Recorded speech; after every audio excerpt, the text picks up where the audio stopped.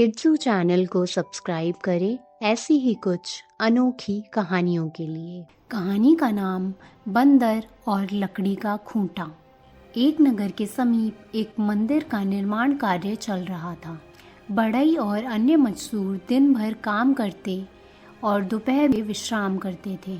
एक दिन एक बड़ी लकड़ी के लट्ठे को आधा काटने के बाद उन्होंने उसमें एक लकड़ी का खूंटा फंसा दिया, ताकि जब वे दोपहर के भोजन के बाद वापस लौटें तो वे काम को वहीं से जारी रख सकें। जब सभी मजदूर भोजन के लिए गए तो बंदरों का झुंड वहां आया। उन बंदरों में से एक बहुत ही चंचल और उत्सुक बंदर था। वह बंदर हर चीज को छेड़ने के लिए जाना जाता था। जब बाकी बंदर पेड़ों पर चढ़ गए तो यह शरारती बंदर वहीं छिप गया और मजदूर के औजारों और लकड़ियों के लट्ठों को देखने लगा।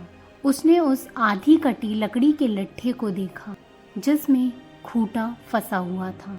उसकी उत्सुकता जाग गई और उसने उस खूंटे को हिलाना शुरू कर दिया। बंदर ने सोचा, देखो तो सही यह खूंटा कैसे फंसा है। वह खूंटे को बार बार हिलाता रहा और अंत में उसने उसे पूरी तरह से बाहर निकाल दिया। जैसे ही खूंटा बाहर निकला, लकड़ी के दो हिस्से तेजी से आपस में मिल गए। दुर्भाग्यवश बंदर का हाथ उन दोनों हिस्सों के बीच फंस गया।